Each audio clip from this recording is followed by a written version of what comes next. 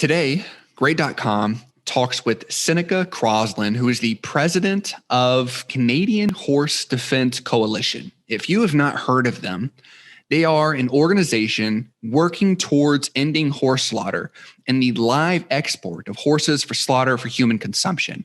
If you're new to the podcast, please press subscribe on YouTube or in your podcast app, because today we are going to learn about what is going on behind the scenes here at auctions and slaughterhouses and how this situation, this circumstance has affected more than 1,600 horses in the last 12 months. Ms. Seneca, really appreciate your time and welcome to the podcast. Thank you so much, Joshua. I'm so happy to be here. Yeah. For the folks that have not had the chance to hit your website, I mentioned offline, as I started to do a little bit of homework, I found my jaw on the floor of just the problem that you guys are tackling, that you're trying to solve, the market, the niche area that you're trying to solve, and then your approach to the challenge. And so I'd like to start here and maybe just give you a chance to talk a little bit about the organization and what you all do. Yeah, the Canadian Horse Defense Coalition, we're committed to ending the slaughter of horses for human consumption in Canada, as well as the exports of horses to other countries for the same purpose. And we feel that the reason we are concentrating on horses is because, other than that we all love horses, many of us know horses personally. I have two of my own, but horses are very, very difficult to slaughter. I have watched hours and hours of videotape taken covertly at equine slaughterhouses in Canada, and it is just heart-rending to watch. There are many, many mishits that happen. The worst I saw was on a big draft horse where he was hit 11 times with a captive bolt in the forehead. And it was only after those 11 hits that he finally went down. Wow. And this is not, that was the worst. That was the longest that I saw. But there are many, many incidences of where horses get hit, 2, 3, 4, 5 times. They're rearing, they're throwing their heads back. It's very, very difficult to get that shot in the right place. Horses are prey animals, they're flight animals. They're not going to stand there peacefully and die. They can smell what's happened in the kill box before them. There's blood and brain matter and other things in the kill box. And I know it sounds terrible, but sometimes we have to paint a graphic picture for people to understand what happens. And for those people who know horses, they know how flighty they can be. They can a twig snaps and they're just off and running. And yet they're intelligent and they can bond with people. They bond with one another. And we just feel totally that horses should not be killed and eaten by humans. Yeah. I want to double click on, unfortunately, it's hard to talk about this topic if we're not graphic, right? But like you said, I think a light needs to be shed on that. And if you're not watching the video like you have and sat and analyzed hours of video and seen how harsh this is, you at least need to be able to hear about it in a 30-minute podcast and know that this exists. Like I said, I mentioned this offline as I jumped online. I'm very aware of the chicken coop farming, right? And the mass farming they'll do with chickens or horses or cows or pigs. And I've seen things like that. Even here in Texas, they'll go through and shoot hogs with rifles. And so I've seen, out of a helicopter, right? I've seen crazy things like that. But as I did my deep dive in your website, this was a totally new problem or a totally new area, a totally new realm for me. I want to double click, triple click on the problem itself. But first, let me ask you, why does this interest you? Now, maybe interest isn't the best word, but why have you decided to let this consume you, right? Not the chickens or the shooting from helicopters, or this seems to be a very unique problem in its own corner of the world. How did you find it, and why has it consumed most of your time, your focus, your attention? Right. To be clear, I understand that slaughter is a horrible thing for all animals. Sure. I totally feel that. I focused on horses because, well, I had horses. I have horses currently. And I know, as I mentioned, the reactions that they have to fearful things. I know their intelligence and that kind of thing. I feel that they're the next best friend we have after dogs and cats, close to the hearts of people. If people hear about dogs and cats being treated that way, well, that would be just horrendous. There would be a stop to it very quickly. But horses are considered to be companion animals, working partners for people, but also some people believe that they should be killed and eaten. And so it kind of puts them in a strange gray zone that way. And I feel that it's the next animal that we need to be working on. If we want to feel clear, about things, if we want to be kind, if we want to be compassionate and learn about other beings other than just ourselves. Yeah. Can you talk a little bit about the flow of, we're talking about this, this auction plus slaughterhouse sort of system. And for someone that's never put eyes on the flow of things, right? The flow of a horse and the money and the capital and how things work. Can you talk a little bit about this? Where the horse comes from, who's buying the horse, why are they buying it? Are they shipping it? Does it stay in the area? Like, can you just talk a little bit about the problem itself? What's going on? Well, first of all, you might have family farms, pets, horses that are pets are ridden by children, and then the children outgrow the horse. Parents think, okay, well, we have to find a home for the horse. Let's take them to auction. Okay, so that's one case scenario. Then you've got the breeder out there who has maybe bred too many horses, isn't able to sell them. And so then again, auction is an out for the breeder. Horses can come from trail riding outfits, rodeos. They can come from all kinds of directions, and off they go to auction.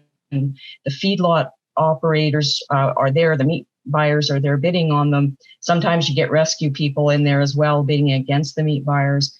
But the lion's share is bought up by the meat industry, and so off they go to a feedlot. They're kept there, or sometimes they can go straight to the slaughterhouse feedlots, and that's how it happens. And no horse is safe, we feel, because there are stolen horses as well.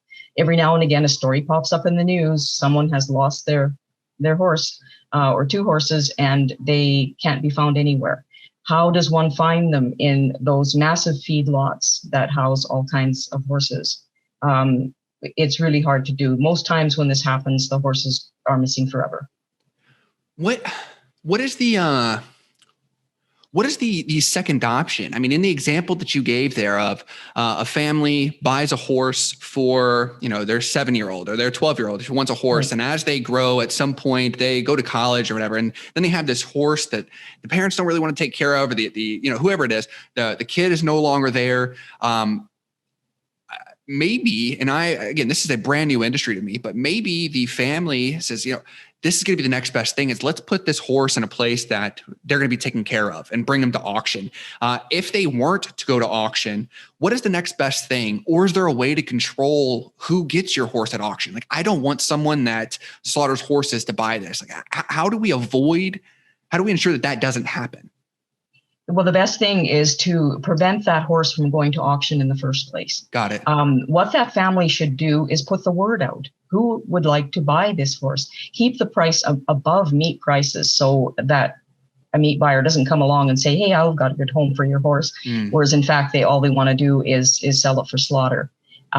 So that's the way, put the word out. There are, if they absolutely, can't sell the horse, then reach out to rescue organizations. And there's a growing number of those in Canada. Reach out, put it out on social media, that kind of thing, but keep that price up. We always recommend to people when they're rehoming a horse, have paperwork. have the new owner sign a contract saying, that I will keep this horse. I will let you know if I want to rehome the horse.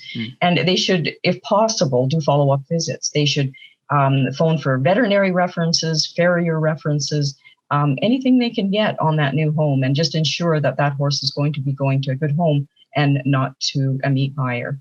And I, in no way, I know that this happens in families. Things change in people's lives, and they have to, rehome their horses. But please do the very best you can, to find the horse a good home. And if the horse is old and ill, then I recommend a veterinarian to come in, humanely euthanize that horse rather than putting it through the rigors of transport and the slaughterhouse. Yeah. I think you drawing the parallel to companion animals of dogs and cats and things that people take in as pets and use as pets. If at some point you got a dog for your child, and then that child went off to high school, even if you didn't want to take care of it, you're not going to auction the dog off, or go in and try to slaughter or butcher the dog or whatever that is, right? I like the parallel that you've drawn there and into horses and being able to, in that dog scenario, you get to the point where it's time to, guys, I can't take care of this anymore. You would post on Facebook and share on Instagram and ask your friends to share, and you'd put out prices and go to places that buy and sell dogs. You'd go to marketplaces. You would make an attempt, like you said, to find it a legit home with a family that will take care of it. You're not going to just take it to auction and get rid of it in a snap, right? You want to make sure that someone's going to love it just as much as you did. So I think that was great advice. I like the parallel there. I do want to ask you, how severe is this problem? Talk to me about the scale. How many horses are caught in this year over year or monthly? Whatever numbers you have, talk to me about the scale of this. Sure. There are two different facets to this. If we're talking about domestic horse slaughter, that's where the vast numbers of horses go. Actually, they're slaughtered in two different slaughterhouses in Canada. Now, there used to be more equine slaughterhouses in Canada. And then a few years ago, there were just two because the other ones had closed down.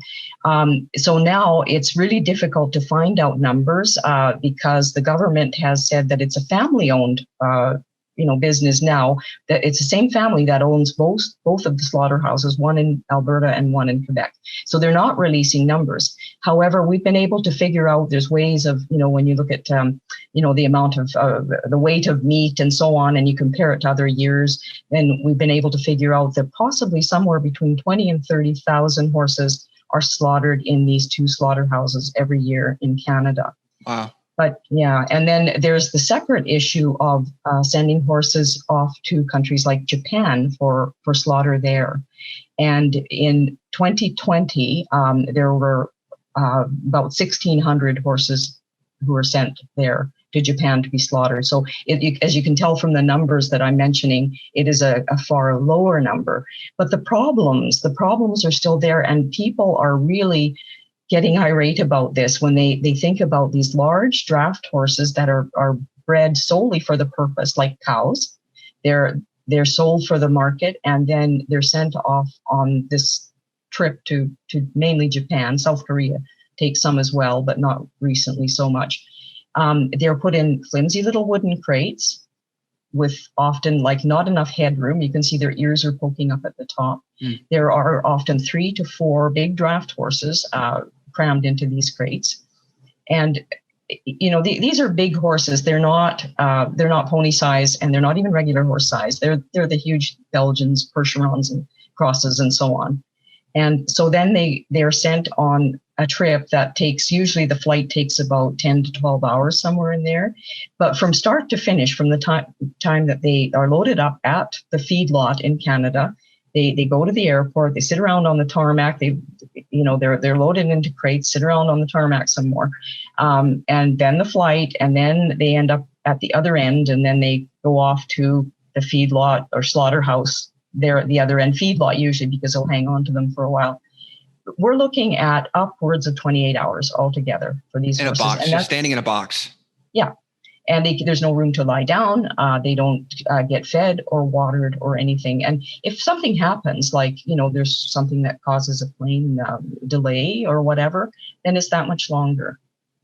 And so for these big animals to be crammed in like that is just unconscionable. Yeah, I mean, you drew a great a picture there, which it's inhumane. It seems insane. And the pictures that I saw on your that you guys have, and some of the PDFs and giveaways on your website, a couple of them are lean towards the graphic piece, and they are so eye-opening to see 3 or 4 big horses tucked into a box. It doesn't make any sense. Where I want to know how this is happening is the question I want to ask. Like, are these auctions not? Are there no regulations? Are people not coming in and checking? Like, I think that's the question I have. Is are there no regulations at these auctions? Coming from a small town where here in Texas, we have FFA, right? Where people learn agriculture and farming, and they raise animals, and there is a very humane way that they do things. And by the time they get to their auction or someone is able to come in and buy it, they have to run this thing through tests, and they do blood work, and there's all sorts of cool things that they do to make sure that this animal is treated and raised properly, the right way. Are there similar regulations here? Can any horse be entered into this? Like, are there no regulations in the area against this? Yeah, any horse can go. Any horse can be sent to slaughter. Any horse can enter an auction. The only hope for that horse is that someone will come and, like a rescuer or somebody, a private home wanting the horse, will outbid the meat buyer. Wow. But no, there's nothing required. They will just bring the horse to auction, and it goes on from there. At those auctions, do you have any idea of let's say there's a crowd of 100 people there.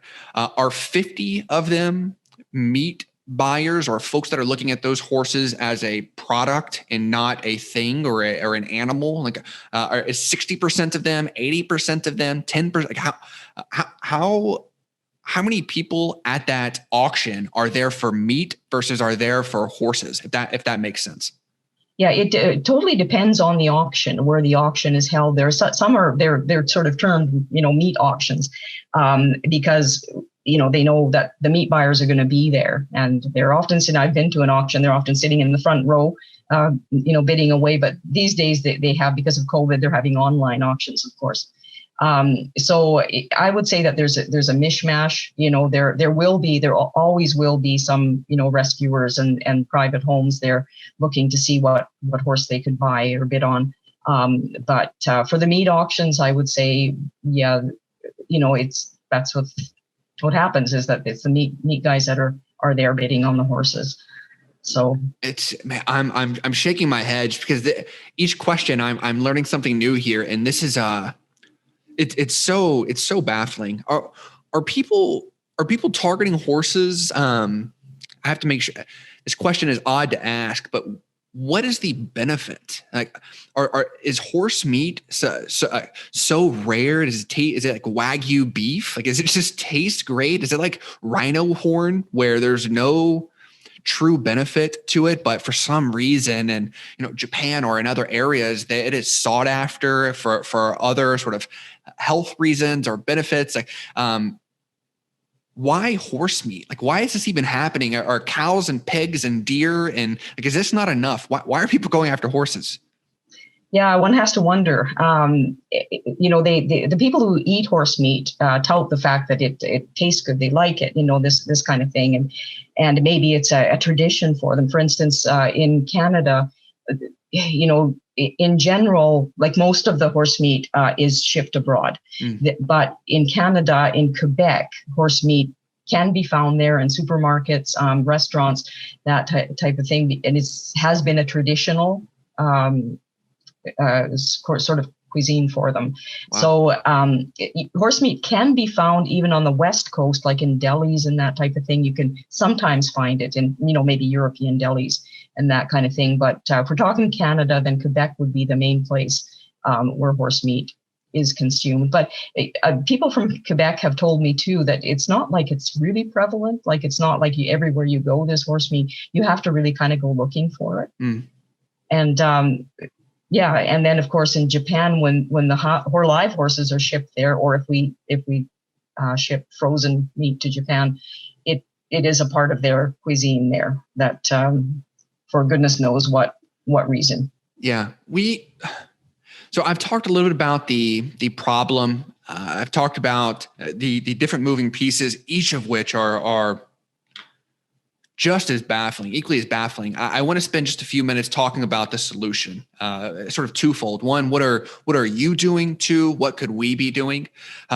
First, the Canadian Horse Defense Coalition. Can you talk to me about the action or the roadmap, how you guys are tackling this problem?